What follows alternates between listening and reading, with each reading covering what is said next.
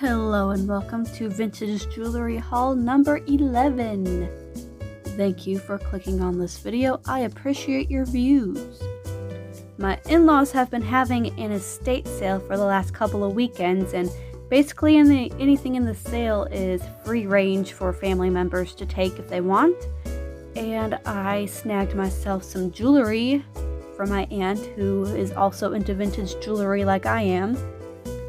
And the first thing that I grabbed is this fishy pin. There's just something about fish vintage jewelry that I'm really into. And it's moonglow, it's brown, it's got all of its little stones. It does have some sort of a signature on the back, but you absolutely cannot read it, like, at all. That's my fishy pin. This one, the reason I grabbed it because it just looked very old. You can see the C clasp here on the back if my fingers would cooperate. There we go. So it's got this really old C clasp in it. And I didn't even notice that it was purple, but it is purple, which is just an extra bonus for me. I only grabbed it because of how old it looked. Not signed or anything. Probably like from the 30s, maybe even 20s. That's how old I think it is anyway. This is a listener brooch, and I was putting it on my shirt to wear for funsies, and a rhinestone popped out of it. Luckily I was able to find it and glue it back in, but I'm like, okay, I am never gonna wear vintage jewelry with rhinestones again, because the thought of losing a rhinestone just really freaks me out. The signature is right here, and it says listener. You probably can't read that, but I promise that's what it says. And I like listener stuff. I think it's very pretty. And it's not really all that easy to find, at least not for me anyway, so of course I had to snag this guy. It's just too pretty to put in the estate sale. And then we have this bracelet, which you've already seen, hopefully, in my repair video. I glued in the missing rhinestones. And this is from my aunt. She gave this to me. And I love the new rhinestones so much, I almost want to pop out some of the old rhinestones to replace them with the new ones just because of how pretty and sparkly they are. This next grouping of jewelry is from a church sale. And I was on my way to help out at the estate sale when I saw the signs for the church rummage sale, and of course I had to take a little detour. And I don't know why, but I just have the absolute best luck finding coral purple necklaces. Look how pretty this is. And it's not signed coral, but I did some research, and this hang tag is traced back to coral. It's I can't pronounce it as French, but there's a line called Francosis or something like that, Francosis, and Coro made jewelry for that brand, and this is their hang tag. So Coro made, but not Coro signed, and I'm okay with that. But it's not missing any of the cabochons, it's not missing any of the rhinestones, and look how pretty this is. It also lays on the neck really, really nicely. Some necklaces I have, it just doesn't lay right on the neck, and it twists when you move, but this one, this guy, I would wear this. I love this. It was only $2. Absolutely worth it. I also got this Coventry set. This was only $1. Pin and some clip-on earrings. The metal looks like it's rubbing off on here. It's not in the greatest condition, but for $1, I couldn't leave it behind. It is a very pretty set. This is something I will probably resell. I like Coventry jewelry, it's just not my style, and I think I need to focus more on buying jewelry that I would wear and like instead of just buying it because it's old. So some of my Coventry stuff I think I might end up selling eventually. And I got these earrings for 50 cents. These are emmons. You can kind of see it right here at the top. It says emmons. And these were kind of an impulse buy. I'm familiar with the Emmons brand, So I just decided to pick these up. They were 50 cents, couldn't say no. And also the leaf shape kind of sort of matches the leaf shape on here. So that's why I got those. This is not jewelry, but it is vintage. This is a mirror compact that was made in Japan. Impulse buy. It was $2. I didn't need it, but I wanted it. It's just a mirror.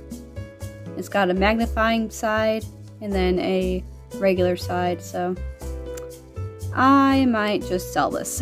I don't need it. I don't know why I bought it. It was stupid. Should have saved my money and I could have bought more vintage jewelry if I didn't buy this. But I do like how it's like painted on here. I don't think it's enamel. It's like transfer wear or something.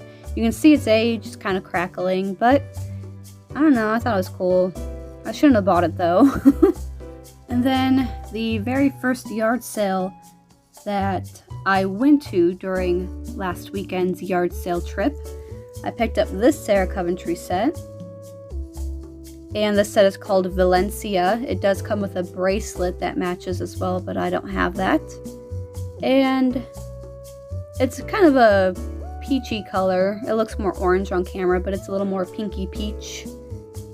Not my style. Again, it's just Sarah Coventry, and I'm just obsessed with buying matching sets, things that match each other. So I paid $1 for this.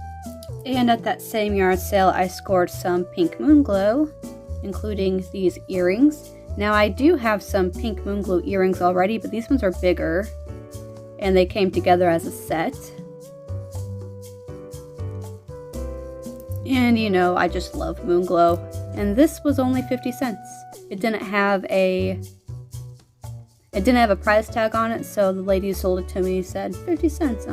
That's a major score. Because I could sell this probably for $10 easily. Now I just have to find the pink bracelet that would go with it. Speaking of moonglow bracelets, I scored this for 50 cents at a sorority sale. And I wore this the other day. I actually really like wearing this one. It's fun to fidget with. Makes that cool noise. I love that. So this was only 50 cents. Major score. I absolutely love these bracelets. They are probably my favorite because they fit on my wrist so nicely. And with my tiny wrist, it's hard to find bracelets that hug it so nicely. Look at that. It stays put. It doesn't go anywhere. It doesn't move up. It doesn't move down. It doesn't twist around. Ignore the scratch on my hand. That's from a kitten. But I just love these bracelets, and I'm going to collect them in all colors that I can find. At that same sorority sale, I bought this necklace. Wow, it looks beautiful on camera with all the lights on. I don't think it's vintage. I did find it on eBay, and it is listed as a vintage necklace. I mean, it'd be 80s probably at the earliest, but it's opalite with freshwater pearls. And that looks really pretty under the light. It's a longer necklace, which isn't my style. It's pearls, which isn't my style. But for $1, couldn't say no to it, so it had to come home with me. And this next grouping of jewelry came from a different yard sale, and I call this yard sale the Avon Jackpot Sale. I bought this heart necklace for my daughter. This is hers. She likes simple, simplistic, minimalist jewelry, so she wanted this, and it was $1. It's not marked Avon, but I'm pretty sure it's probably Avon. Just a very simple heart necklace. She is the opposite of me when it comes to jewelry. I like bold and colorful and big, and she likes simple and basic and just really elegant type stuff. So that's my daughter's necklace. I got this very interesting pin. It is articulated in the stem here. I thought it was broken at first, but it is just articulated so it dangles. And one of the stones in this is actually glued upside down. This one, I could pop it out and fix it, but you can't hardly notice that it's different. It just looks a little bit darker than the other stones. I might have to pop it out and fix it. It will probably bug me, but it's, I think this is plastic. I don't think this is milk glass. I could be very wrong about that. It probably is milk glass. It is prong set, so that would make sense. Not marked or signed or anything, but it's just very unique. It's very different. I've never seen anything like it. I don't like that it's articulated. I feel like that's a weak point where it can break. I might just glue that as one piece so it doesn't dangle. I don't know. I haven't researched this at all. I haven't looked it up or found one like it, so that's some homework I'm going to have to do. And then I have this necklace, which I would consider to be Art Deco style. And Art Deco style is not a style that I like, but this is more simplistic and the colors are really pretty. It's hard to tell on camera, but it is blue and then clear. It's not signed. It has this tiny little hook clasp here. It's not missing any rhinestones at all. I hope to find a bracelet that matches this someday. That would be absolutely epic. It's always my goal is to find matching pieces to put together and have as a set. But I was just very, very gravitated towards this. I couldn't leave it at that sale. And it was $2. Totally worth it. Not missing any rhinestones. Even if it was missing one of the blue rhinestones, I probably still would have bought it for $2. And the rhinestones go all the way up. And it has this bigger rhinestone dangle on the bottom. And next up we have this classic Avon necklace. I bought this because I thought I had the earrings that match it, but the earrings I have are different. They are Avon, but they don't match this. So now I'm going to be on the lookout for the matching earrings, and surprisingly these are not really that easy to find. And the earrings go for kind of expensive just on their own, so I'm going to have to get really lucky at a yard sale to find the matching earrings for this. But it is kind of a periwinkle blue purple color, and I just love this style. It's really cute. And this necklace is in great condition. There's no scratches on it, nothing. It's beautiful. And the absolute last item of jewelry in this haul is another Avon piece. And I actually left this there, and I had to go back the next morning to get it before somebody else bought it. I regretted not buying it. I always do that. I always find stuff and then I don't buy it. But this is from 1981. It's in the original box.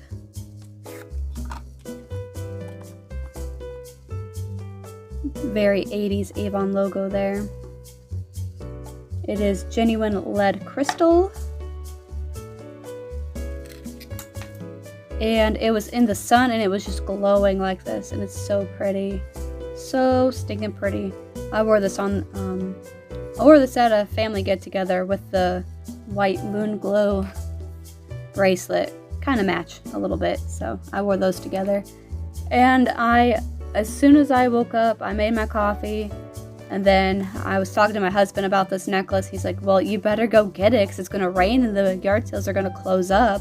So I actually put my coffee down and got dressed and hopped in the car, went straight to the sale. It's just a few blocks from where I live, and the necklace was still there. I was so happy. And it was $1. It only cost me $1. And I do not like gold tone, but this is so pretty. I absolutely wear this. And the chain on it is like the perfect length for me. I love it. I thought it was going to be too long, but it's the perfect length.